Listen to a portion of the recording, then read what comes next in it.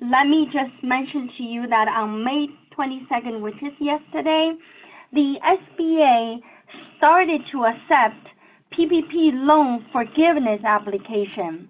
And you know what that application is, am I right? I'm going to show you that application. And this is the application called the loan forgiveness application. This one you need to fill in. You see, I started to fill in because I have Jesus' example here. So we need to submit this one. We already can. And now Friday, SBA said that we are taking that application. Where do you file it? You need to file that with your bank. You can't submit that directly to SBA. You need to go through your bank, but know that it is already began, okay? And the business owners and the employers, when they apply for forgiveness, be sure that you got all your ducks in a row. Don't go to the bank and do try and error. Oh, I give you this, is that good enough? I give you that, is that good enough? Don't do that. And just get to know what their requirement is, and then submit it once for all. The reason I say is, and most of the bankers will understand the small business, will give you the leeway to let you do the application, and if it is not right, they tell you why it is wrong. But just in case you come through somebody who is not that forgiving, and whatever you give, and they want to take it just as it is, and if you say, well, I misunderstood, I should give you this one, they don't see that as you are correcting what you didn't do right. They see that as you are cheating, you are manipulating, and you are doing wrong thing, right? So just be really mindful. You could get into that. And when we do forgiveness application, you know that means the money you get, you will keep it for free. If you don't get forgiven, you need to pay it back. So it's a big difference. And you want to treat that, you want to seriously working on that. If you need help, you always have professionals like Community CPA to help you, and don't ever hesitate to ask for help, because you could be getting a 40, 50, 100, 200,000 loan that could be forgiven, but because you didn't apply that properly, then you ended up paying it back. Okay, and SBA officials indicated that more guidelines will come out in the day or week. So, you know, we have this webinar at 3 o'clock in the afternoon. You can always come back to the webinar or check on the YouTube, right? You remember I showed you on the YouTube, and you can go in there and check on what videos are coming up, and just look at the label of the time. Then you know that it's current, and make sure that you check into our webinars to learn what's new. And one last point I want to say that, do you know PPP is still open? They call them phase 2, and we did the one, and it was quickly gone.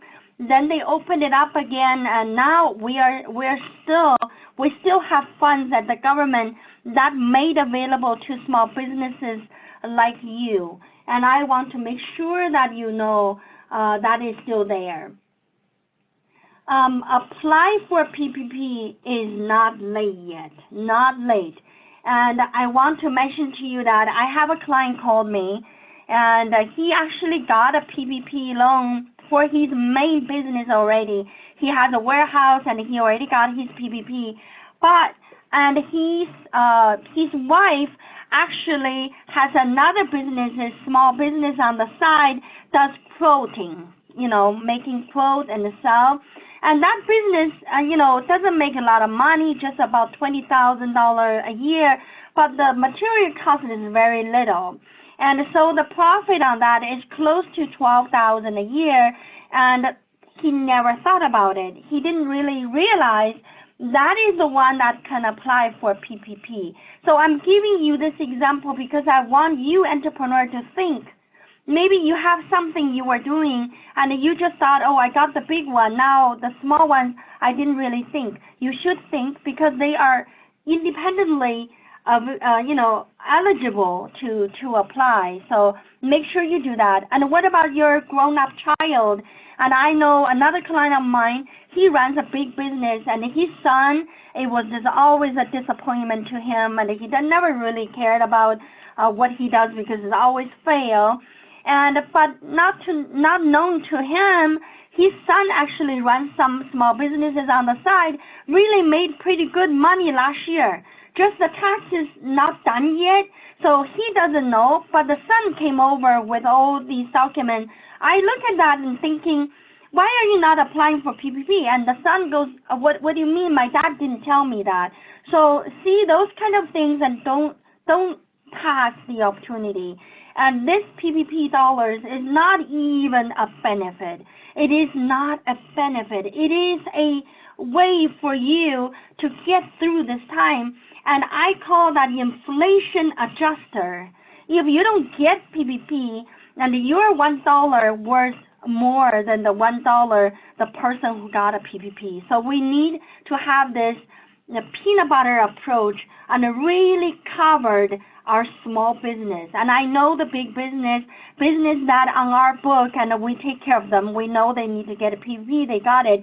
But what if you have some businesses you don't consider successful, but it's already going? And please just keep in mind, and the small business owner and need to think whether you had PPP. Someone also sent a question to me saying that, well, I didn't really want to apply for PPP because I am on unemployment.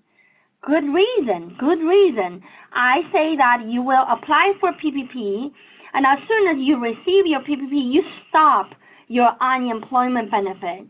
You know, unemployment benefit doesn't go away. They are there for you, but you could use it up. All right?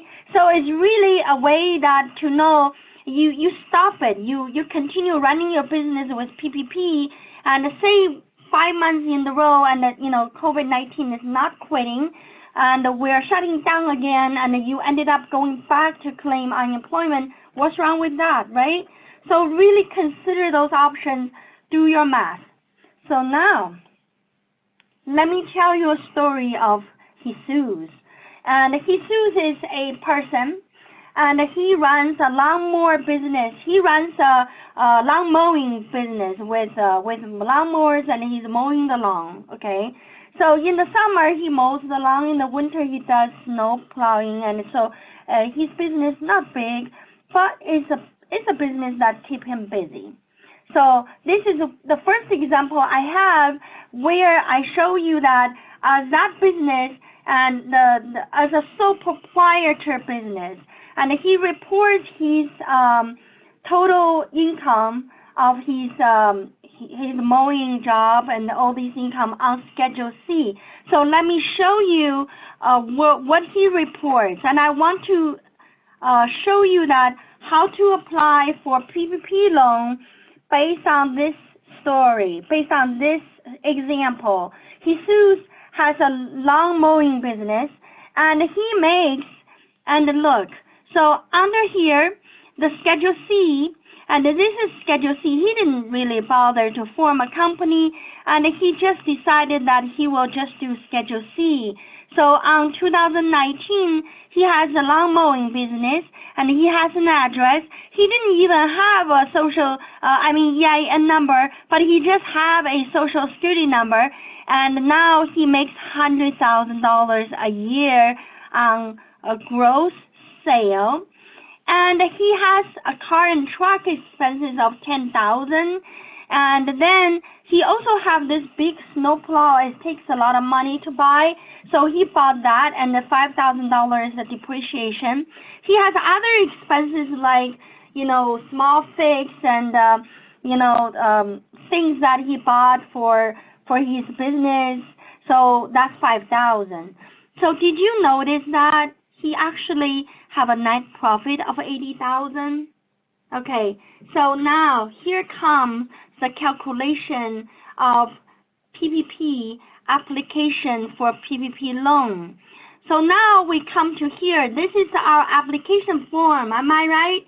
So what he does is, remember, he makes $80,000. if you take the 80,000 divided by 12, what is that amount?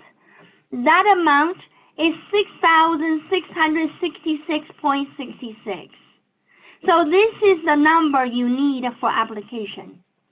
So you put this number here, and here it tells you that 2.5 times that number. So Jesus got to apply for $16,666.67. So this is what I want Jesus to go. Jesus needs to go to the bank, talk to the banker, tell the banker that, look, this is how much I make. And I will, I know what's in your mind. You probably asking me, goes, Ying, what if Jesus just have a IT number, not a social security number? And what if he, he just didn't have a status?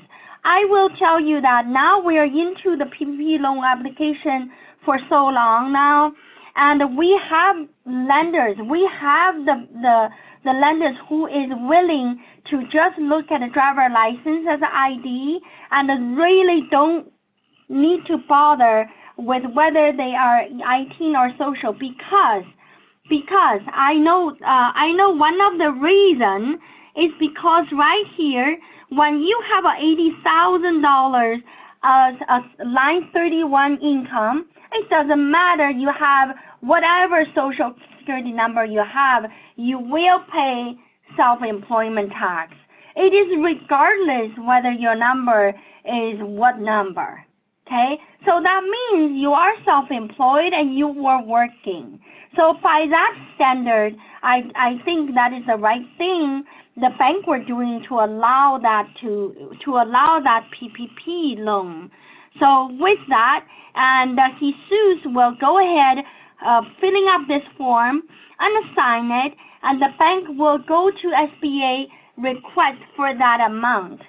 And then right now it's pretty fast, and within few days, and Jesus will get a email which asks him to sign all these documents, and he will sign that and submit it back to the bank.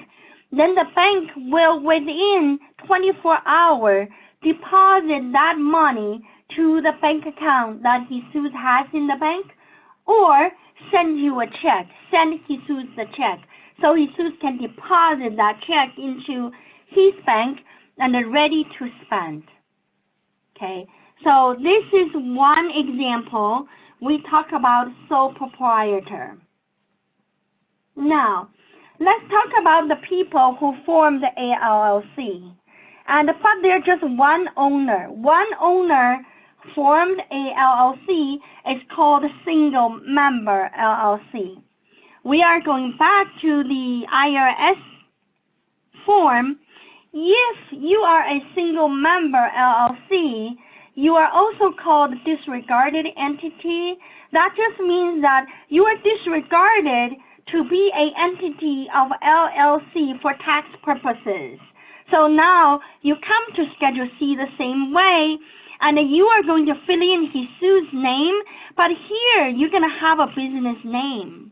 Maybe that business name is Jesus Loves PPP, okay? That's just a business name.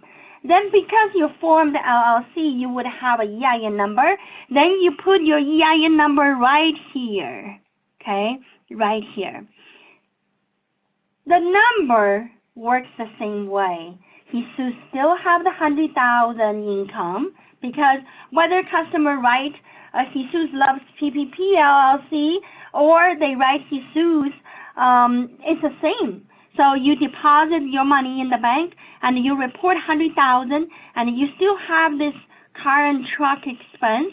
You still have the depreciation expense, and you still have the other expense. You still make 80,000. Now you're saying, well, Ying, now tell me, what is the application going to look like? The application number is going to look exactly like Schedule C. So you're going to have your 6,666 right here. This is the 80,000 divided by 12, right? And then you have your 16,000. That's times 2.5. Then as an LLC, you just like sole proprietorship, you just have one. And then you're still gonna be applying for the same amount. So the bank receive your application, is still going to probably this time deposit the money into your LLC account, or give you the check you deposit, and then in time you'll be applying for forgiveness. And I will go to forgiveness to show you how exactly that is done. Okay, but right here, and we covered sole proprietorship and a single member LLC. Didn't I cover that? Yes.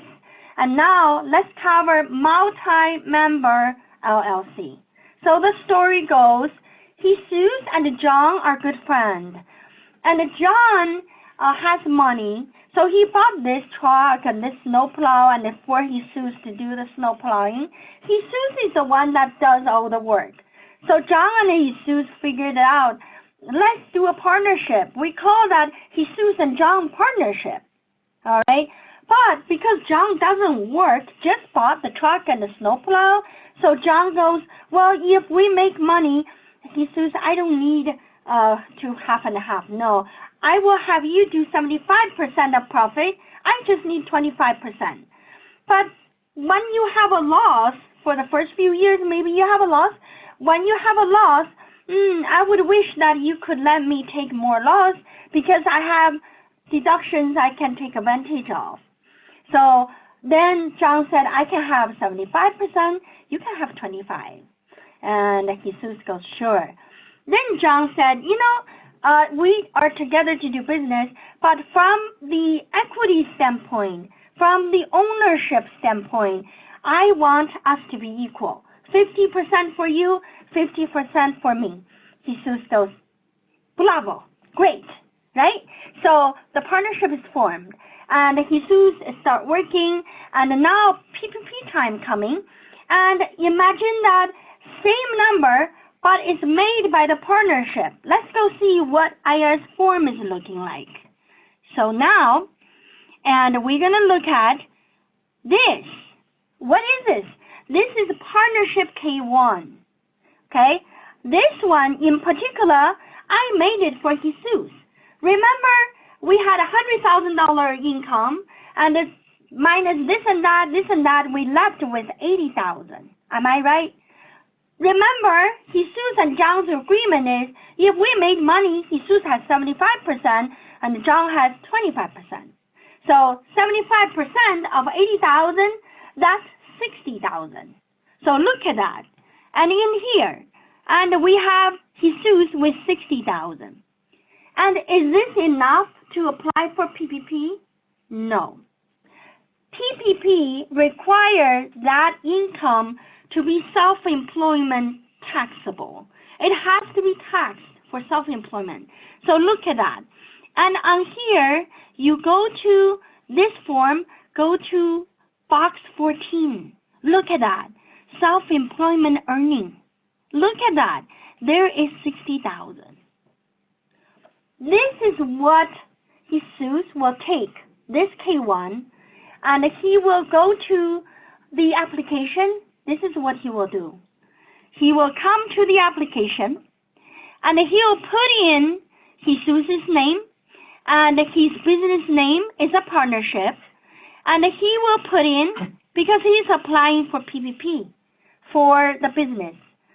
Let me show you one more thing before I come here, because I need to tell you why only Jesus is qualified for the PPP. So now I'm coming to the second K1 because two of them are partners, right? So this is the first one we were looking at. This is Jesus. Look, Jesus. And remember, see, look at here. If we have a profit, Jesus have 75%, and this is the beginning, this is the ending for the year. If we have a loss, and Jesus has 25%. But capital, which means the ownership, Jesus has 50%. All right? So let's go to the second K1. That is John. Okay? John, look. John has 20,000, right? 25% of 80,000. So now look at here. John didn't have the box 14. You know why? Because John is a passive investor. He did not sweat. He did not do anything. And he just gave the money for Jesus to buy the truck, the plow. So that's all he did. So he has zero self-employment income. Can John qualify for PPP? No. So look at John. Profit 25% and loss 75%. Capital 50, right? And you see how this form goes, beginning and ending. Of course, you look at the ending. Why do they have beginning and ending? Because it can be changed from time to time. Depends on the partnership agreement. Maybe COVID-19 come, John lost his job. In 2020, John not going to be like this anymore. John goes, well, I lost my job. I'm also mowing the lawn, so he sues. I think we should be 50-50. In that case, and John's form will become this way. Beginning was 25, ending is 50. Okay? So this is where the flexibility of partnership comes. It is a huge advantage, and it's not related to what we talk about today, but it is so important that we need to be flexible with our knowledge, right? Know where, when, and how to apply those knowledge. And this is just a sidebar I want you to know. So we concluded John is not qualified for PPP because he's passive. Come over here. I applied for PPP. Of course, I can only apply for the 60. Am I right? The 20 I cannot do because I gave to John. So the partnership will get what? What is the monthly payroll, folks? That will be 5,000. Because 60 divided by 12 is 5,000. And the 2.5, 5,000, what is that going to be? I don't know, 2.5, is that 15? And still one employee, that's Jesus. Okay, so now I can apply for that. So this is the application for a multi-member LLC owner to apply for PPP. Now, I know you have another scenario because Jesus just started that lawn mowing business on January the 1st, 2020. He took over his brother's business, and his brother did in 2019. Now, what are you going to do when you apply for PPP? I have learned from different banks their different approaches to it.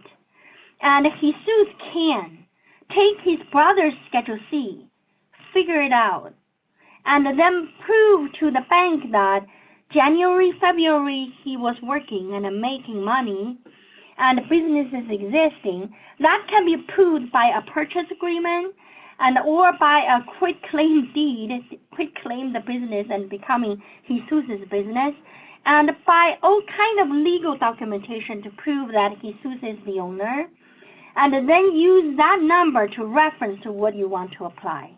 Okay, and I know that if you go to a certain bank, they don't even look at it, but I also know that some smaller banks are looking at it much more deeply now than the first round. Right now, it's time for small businesses. You should apply. And I knew quite a few people start business in January of 2020 that didn't have a history, but they bought business from the past. And that past should be your way to prove that this kind of PPP loan is needed. So now let's go to a very important section of it is, okay, now Jesus got the money. And now what happened with the forgiveness side of process? Well, Ying, I heard someone telling me that it is so much trouble to apply for forgiveness, and I might as well just give it up. No, and I know it is complicated for larger employer. If you have employees a lot of part-time employees. You're running 10, 20, 30, 100 employees. Yes, it is very complex for you to gather information. But if you are just Jesus yourself, how hard it is to count yourself as a one? Not hard, okay? So it is really very beneficial. It is difficult to understand the concept to apply, but once you get it, it's a piece of cake. It's like, you know, I don't know how to say piece of cake in other languages. In Chinese, it means 小菜一盘. Easy, all right? All right, so now let's look at the application for forgiveness. I got here, this is the forgiveness application, 11 pages. So what? No big deal, okay? And 11 pages, but if you are a sole proprietor, the only pages you need, it is page 3. Simple, okay? Let's go take a look. And, you know, those are all instructions. So this is where the importance, the bank wants you to fill up that, then give to them. The bank wants you to sign. The bank wants Jesus to sign here, and the date and all that stuff. But right here, what I have here is, remember, Jesus made $80,000, right? Remember, he applied for $16,666.67. Remember that? Because that is 80,000 divided by 12 months. So we came up with each month times 2.5. So we got this interesting number, okay? So that number, we want it to be all forgiven. We want Jesus to keep that money for himself, to pay to himself. So on the page 3, folks, take a look at this. On the forgiveness amount right here, please look at it. I want this number to be there, because the bigger of this number, that means that much is forgiven. And if Jesus only got $16,666, and he already have that amount here, so he's 100% forgiving, right? Didn't he just pick up a $16,660 cash for free? Yes. Talk about where your cash flow come from. Come from here. All right. So now I want to show you how to apply for that. So this is a form, and if you go down, there's more calculation. This is really serving for larger employers. And folks, if you don't want to mess around with that, you know you always have the experts, the people to help you. We can help you. Other people can help you. But I will not advise you to try it out to see what the bank says. No. You cannot take that chance. Try it out to see what Community CPA says, but not try it out for the bank. And these underwriters, they are trained to make sure that to prevent fraud. Can you imagine that you go in, say, well, I want to be forgiven, and can I give you this to be forgiven? The bank goes, no. You come back, give them another one. You give them another one. Wouldn't that be considered fraud? And you just try it out until they say yes? Even the banker is going to be uncomfortable because they know that you're not doing the right thing. So don't go there, and come to professional people to help you. And there's a couple of things in the forgiveness in this application you really, really need to understand. Number one, you need to understand that the date you receive the fund. Let's say Jesus got the money. I am going to move to for myself. I want to look at something here, and once Jesus received the money from the bank, let's say he didn't have an account with that bank, he got a check. And say the check was issued at the end of April 27th. And he received it on May 1st, all right?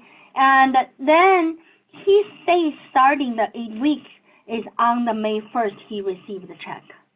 Okay, if you say, well, Ying, I received the check, but I don't want to start it, I'm going to put that in my pocket for a couple of months before I deposit it so I can start much later. No, there is a reasonableness between the check arriving to the recipients, normally 3 days. So you want to make sure that you actually deposit them timely. So the 8 weeks beginning, is called covered period. Covered period just means that anything happens in this period, it can be used for forgiveness purposes. So for Jesus, he needs to pay himself the $6,666 within those 8 weeks, a month, 2 of them, right? Because we covered 2 months. So it's 8 weeks he needs to pay that. And 8 weeks he needs to pay for maybe car and truck expenses. And if he hired somebody and he needs to pay that person too. So anything related to the 8 weeks, it is the base for consideration. If you didn't even spend it, forget it. It's a loan. You don't even need to bother to fill up this form. It's a loan. You didn't spend it. Okay? So you have to spend it. Know that. Then the other thing to really important to know that because you are sole proprietor, so you are not calculating the full-time employee equivalent, but for this calculation purposes, it should calculate for 40 hours. So let's say Jesus, let's say Jesus couldn't pay himself for the 8 weeks because he got injured and he couldn't work and he's on disability or he's on unemployment insurance, whatever he was on. But based on his 2019, he got this PPP. That just means that he needs to hire someone to use this money. So it's not something that he saved for himself. And the sole proprietor doesn't mean you must pay that to yourself. It means you must pay, if you pay yourself, you cannot pay more than what you paid yourself before. That's number one. Number two, and if you don't pay yourself because you say there's a 1 employee, so you must hire 1 employee to use that amount. Okay? And 1 employee full-time is 40 hours. And maybe Jesus has a son and, in the summer, doesn't have school, so going to work for full-time, so we can pay that salary to the son, right? And those are things to remember. And the safe harbor is another new thing, a new clarification from SBA, not last Friday, the Friday before. And what that is to say is, as an employer, if you just did not get your people back, as long as you got all your number of employees stored by the end of June, you're considered good. So the government not going to penalize you just because you hired less people before. So there is a safe harbor for you to rely on. I would heavily, I'm thinking that when clients come back for PPP application, forgiveness application, and our first step is to look to qualify for safe harbor. If safe harbor could not qualify, we will go back to do more detailed calculation. So there is a first step, which is to see whether you qualify for safe harbor. But in this case we're talking about today, safe harbor is so easy to apply, and I will show you.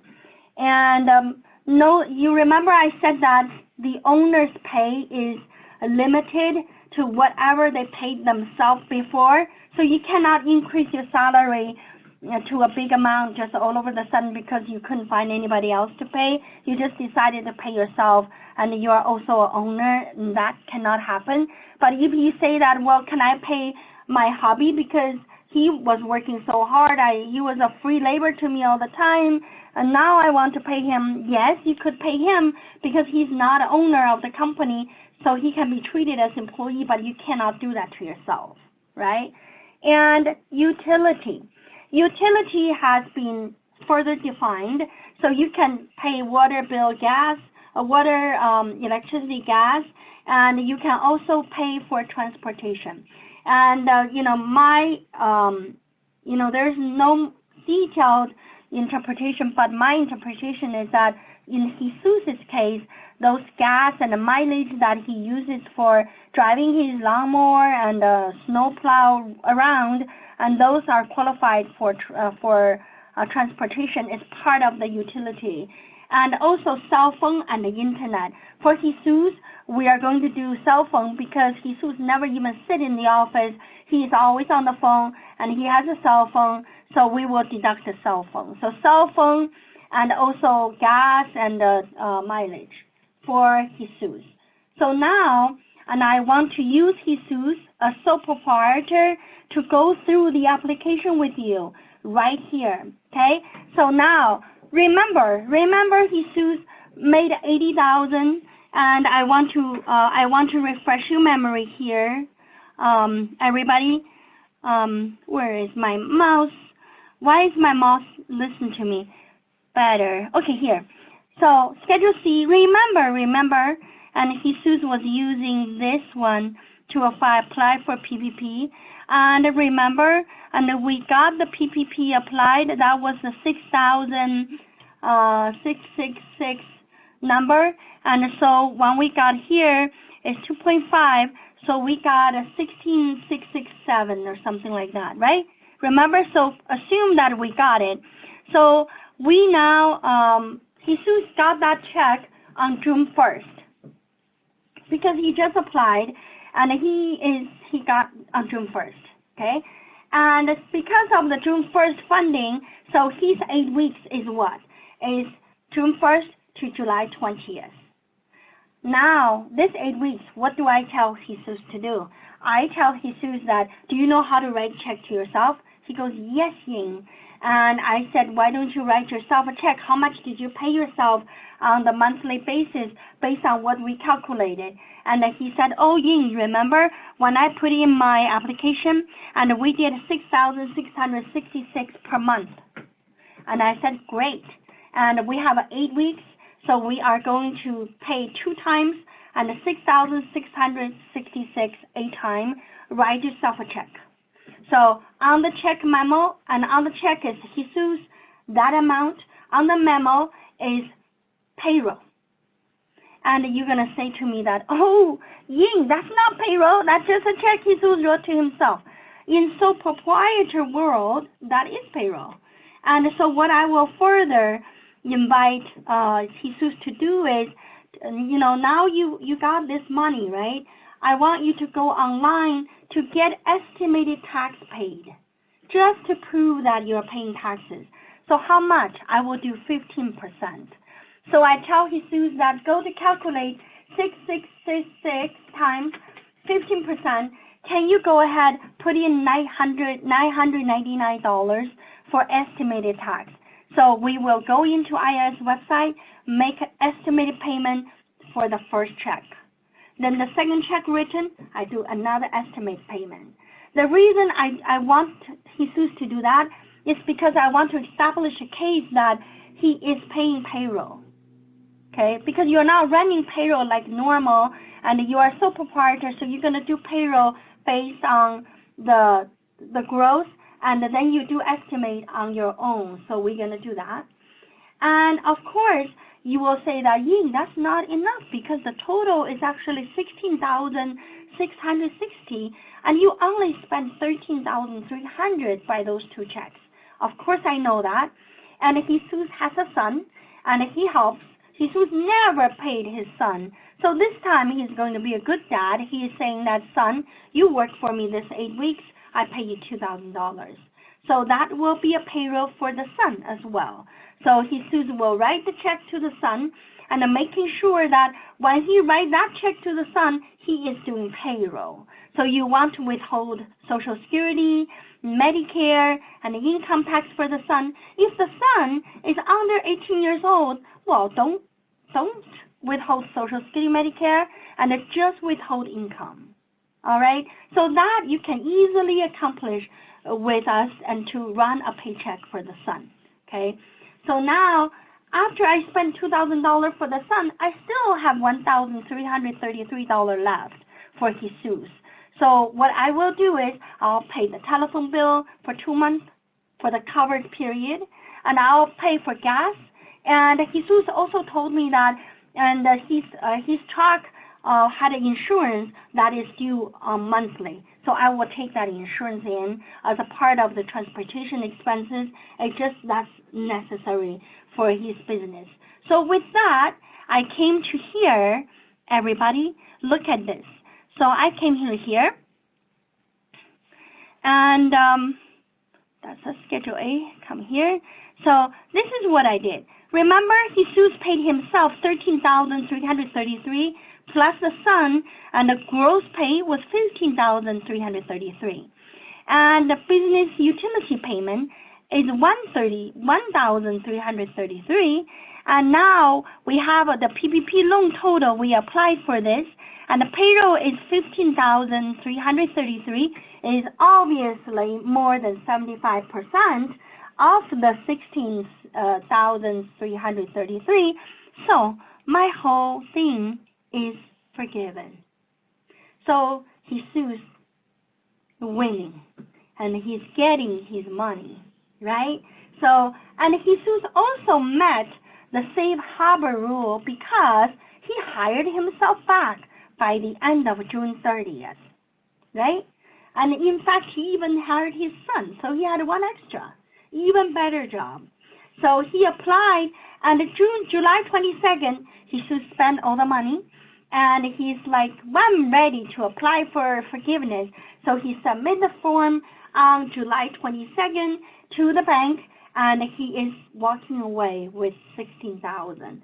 At the year end, 1099-C will be issued by the bank, and that money is going to list under Jesus' name, Jesus' EIN number, and or Jesus' IT and Social Security number, and that form need to be treated properly. So Jesus will report that on 1040, but it will never have any consequences and for taxable income. But what Jesus gonna have? What Jesus gonna have? It is the estimated tax that he paid already. It will be refunded back to him. All right. So this is Jesus as a Schedule C. We applied for forgivable, right? So now what about Jesus is a single member LLC, Ying, and you said that he has an LLC. Now what happened? Same thing. Because when you apply for single member LLC and come over here, and you will, in the business legal name, instead of Jesus' name, and you're gonna put in the LLC name, and you are going to just make that single member LLC. And here's all the information that you would easily know how to answer, but the number over here didn't change. It's the same. And just the only difference is the check goes to the LLC, and you deposit that into the LLC account, okay?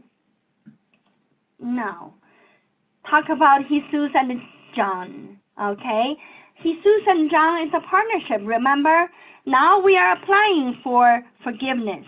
And here we're going to fill in the partnership number, and I want to show you that, and what's going to happen to partnership. Remember they are getting, the partnership is only portion of the income was eligible for PPP. That is the $60,000 Jesus take home, okay? And that portion, we applied total of $12,000. I think we applied $12,500. No, $15,000. I did a $15,000. Oh no, $12,500 is because it's 2.5 times 5,000. All right. So we want to see this number here, my dear. This number to be this. Then that means it's all forgiven, right? So now we're going to figure out what is the payroll.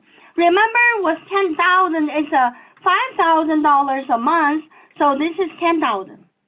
$10,000, and but in this case, and John lost his job in 2020 because of COVID-19.